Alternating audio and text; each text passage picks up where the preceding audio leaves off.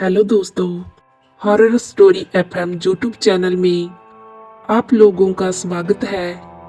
अगर आपको भूत प्रेतों की सच्ची डरावनी कहानियां सुनना पसंद है तो जल्दी से मेरे इस चैनल को सब्सक्राइब कर लीजिए।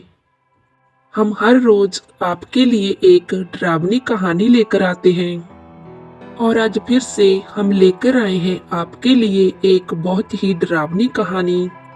तो इसे खुद भी सुनिए और दूसरों के साथ भी शेयर कीजिए और मजा लीजिए इस सच्ची डरावनी कहानियों का। तो चलिए बढ़ते हैं आज की डरावनी कहानी की तरफ। मेरा नाम शांतनु है। मैं बेंगलोर में रहता हूँ। मैं आपको जो बात आज बताने जा रहा हूँ वो मेरी जिंदगी का सबसे भयानक पल था। ये बहुत साल पहले की बात है। तब मैं एक आईटी कंपनी में काम करता था। उस कंपनी के बेंगलोर में बहुत सारे ऑफिस थे और सब ऑफिस एक दूसरे से काफी दूर दूर थे।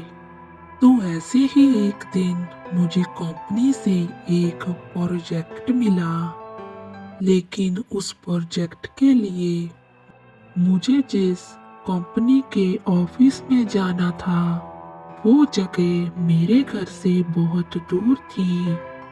मैंने कंपनी से रिक्वेस्ट भी की कि मुझे पहले वाले ऑफिस में ही शिफ्ट किया जाए, लेकिन अप्रूवल मिलने में अभी 1 महीना लगने वाला था। तो कुछ दिन वहां रहने के लिए मैं वहां एक पीजी की तलाश करने लगा जहां मैं कुछ दिनों के लिए रह सकूं। अगले ही दिन एक 5 मंजिला बिल्डिंग में मुझे एक फ्लैट मिल गया, लेकिन उस फ्लैट में कोई लिफ्ट नहीं थी। उस बिल्डिंग के मालिक ने मुझे कहा कि वो मुझे 4th फ्लोर में एक फ्लैट दे सकता है। जब मैं फ्लैट देखने उस बिल्डिंग में गया तो मैंने नोटिस किया कि 5th फ्लोर के सब फ्लैटों के दरवाजे पर ताला लगा हुआ था। 4th फ्लोर में जहां मुझे रूम मिला था वो फ्लैट बहुत गंदा था और देखने से बहुत पुराना भी लग रहा था, जैसे कि कोई सालों से जहां नहीं रहा हो। 3rd फ्लोर पे भी सब दरवाजों पर ताले लगे हुए थे। मुझे लगा कि वहां कोई नहीं रहता होगा, तो मैंने ओनर से कहा कि मुझे 3rd फ्लोर पर कोई रूम दिया जाए, क्योंकि 4th फ्लोर बहुत ज्यादा गंदा है। लेकिन उसने कहा कि 3rd फ्लोर के सभी रूम पहले से ही बुक हैं, बस जहां रहने वाले सब लोग कुछ दिनों के लिए अपने अपने गांव गए हुए हैं। आखिर में मैं वहां रहने के लिए तैयार हो गया। एक 70 साल की बूढ़ी औरत मेरे घर में साफ सफाई के लिए आती थी। पहले 4 दिन तो कुछ नहीं हुआ, लेकिन मैंने एक बात नोटिस की कि वो औरत जब भी घर साफ करने के लिए आती थी तो वो मुझसे अपनी ही भाषा में 5th फ्लोर के बारे में कुछ कहती थी और मुझे उसकी भाषा समझ नहीं आती थी। मैं ऊपर 5th फ्लोर पर कभी नहीं जाता था, लेकिन 5वें दिन से मुझे बहुत भयानक सपने आने लगे। मेरे सपने में मुझे एक दरवाजा दिखाई देता। उस दरवाजे के ऊपर एक ताला लटका हुआ होता था, जिसके ऊपर एक लाल कपड़ा लपेटा हुआ दिखाई देता। जब एक रात खाना खाने के बाद जब मैं अपने रूम को लौट रहा था, तब मैंने सोचा कि एक बार 5th फ्लोर पर जाकर देखकर आता हूँ। लेकिन वहां जाकर मैंने जो देखा वो देखकर तो मुझे यकीन ही नहीं हुआ। मैंने वहां पर देखा कि वहां पर वही सेम दरवाजा लगा हुआ था, जो दरवाजा मैंने अपने सपने में देखा था। बिल्कुल सेम वही दरवाजा। दरवाजे पर ताला लगा हुआ था और ताले के ऊपर लाल कपड़ा बांधा हुआ था, बिल्कुल वैसे ही जैसे मैंने सपने में देखा था। एक बार के लिए मुझे लगा कि यह सब मेरा वहम है। मैं जल्दी से नीचे अपने फ्लैट में आ गया, लेकिन अगली रात मुझे फिर से वही सपना दिखाई दिया।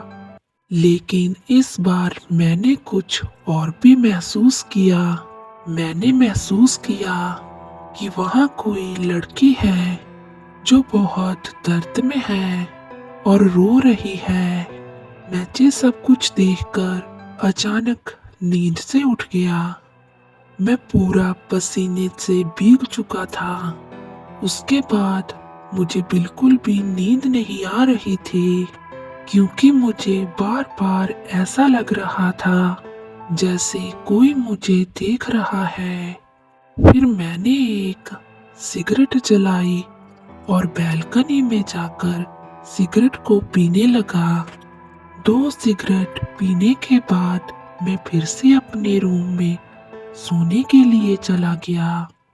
ऐसा ही 3 दिनों तक चलता रहा।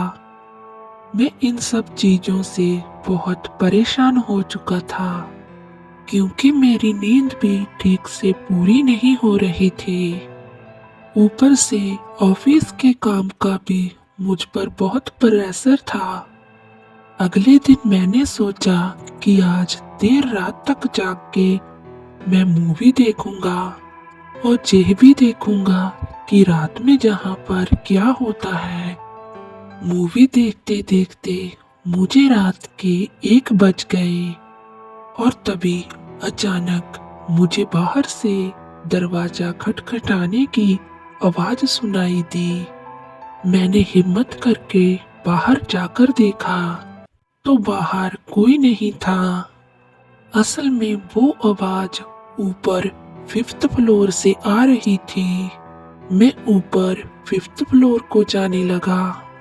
कुछ कदम ऊपर जाने के बाद मैंने देखा कि ऊपर से हल्की हल्की रोशनी आ रही थी, लेकिन उस फ्लोर पे तो कोई भी बल्ब या लाइट लगी ही नहीं थी। फिर मैं धीरे धीरे 5th फ्लोर पर पहुंच गया। वहां जाकर मैंने देखा कि उस दरवाजे पर लगा ताला हिल रहा था। वो देखकर मैं बहुत डर गया और वापस अपने रूम में आकर लेट गया। लेकिन फिर रात के 3 बजे मेरी आंख फिर से खुल गई। इस बार मुझे फिर से एक लड़की के बहुत दर्द में रोने की आवाज सुनाई दी। अब मुझे पहली बार बहुत डर लगने लगा था। वो रोने की आवाज ऊपर वाले फ्लोर से ही आ रही थी, लेकिन मुझ में इतनी हिम्मत नहीं थी कि मैं ऊपर जाकर देखूं। मैंने फिर एक सिगरेट जलाई और पीकर सो गया। मैं उस टाइम अपने पास बहुत सारी सिगरेट लेकर सोता था, अपना स्ट्रेस दूर करने के लिए। फिर अगले दिन शनिवार था, तो मैंने अपने एक दोस्त को मेरे साथ फ्लैट में रुकने के लिए बुला लिया। उस दिन हमने उस बूढ़ी औरत से उस फ्लैट के बारे में भी पूछा, लेकिन हमें उसकी भाषा की कोई समझ नहीं आई। फिर रात में हमने खूब बियर पी और मूवी देखने लगे।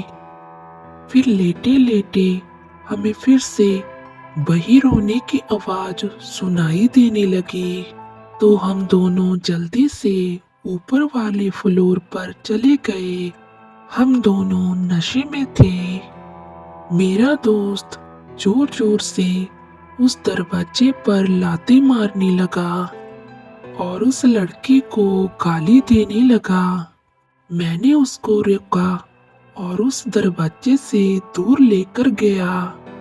फिर हम वहां खड़े होकर सिगरेट पीने लगे और तभी मेरे दोस्त को टॉयलेट लगी और वो टॉयलेट जाने के लिए नीचे मेरे रूम में चला गया। फिर कुछ देर बाद मैंने अपना फोन खोलकर देखा तो उसकी कई मिस कॉल आई हुई थी। तो मैं तुरंत नीचे उसके पास चला गया। नीचे जाकर मैंने देखा कि वह बहुत ज्यादा डरा हुआ था। मैंने उससे पूछा, क्या हुआ, तू इतना डरा क्यों हुआ है? तो उसने बताया कि जब वो रूम में बैठकर टॉवल से अपना मुंह पोंछ रहा था तब बाथरूम की लाइट अपने आप ऑन हो गई और तभी उसको बाथरूम से किसी लड़के की रोने की आवाज सुनाई दी। जब वो चेक करने के लिए बाथरूम में गया तो उसने देखा कि एक लड़की बाथरूम के फर्श पर उसकी तरफ पीठ कर कर रो रही थी। उस लड़की ने लाइट ब्लू कलर का गाउन जैसा कुछ पहना हुआ था। मेरे दोस्त ने मुझसे कहा कि तुम इस फ्लाइट को अभी के अभी छोड़ दो, लेकिन कंपनी से कन्फर्मेशन लेटर नहीं आने तक मैं उस फ्लाइट को नहीं छोड़ सकता था। फिर सुबह 6 बजते ही मेरा दोस्त अपने घर को वापस चला गया। फिर मैंने कुछ देर आराम किया और फिर ऑफिस आ गया। अगले कुछ दिन नॉर्मल बीते और फिर एक दिन मैंने भी उस लड़की को 5th फ्लोर पर घूमते हुए देखा। मैंने उस लॉज के मालिक से भी इसके बारे में पूछा तो वो बोला कि ऐसा कुछ नहीं है और फोन काट दिया। लेकिन मेरी किस्मत अच्छी थी कि अगले ही दिन मेरा कन्फर्मेशन लेटर आ गया। मुझे बहुत राहत मिली। फिर जिस दिन मैं वहां से जा रहा था तब मैं उस बिल्डिंग की सामने वाली दुकान से चाय और सिगरेट पी रहा था और मैंने उस दुकानदार से फ्लैट के बारे में पूछा तो उसने जो कुछ भी मुझे बताया मैं वो सब कुछ सुनकर हैरान ही रह गया। उसने बताया कि वो बिल्डिंग बहुत साल पहले एक होटल हुआ करती थी। एक दिन उस होटल में एक औरत और उसकी फैमिली रहने आए थे, लेकिन रात में उस औरत के पति और उसके पापा के बीच में बहुत मारपीट हुई। वो लोग उसी फ्लैट में रुके थे जहां मैं पिछले कुछ दिनों से रह रहा था। उस औरत के पति ने उसको बहुत बुरा भला कहा और इस वजह से बहुत दुखी होकर उस औरत ने 5th फ्लोर पर जाकर सुसाइड कर लिया। तब से उस औरत की आत्मा यहीं पर भटकती है।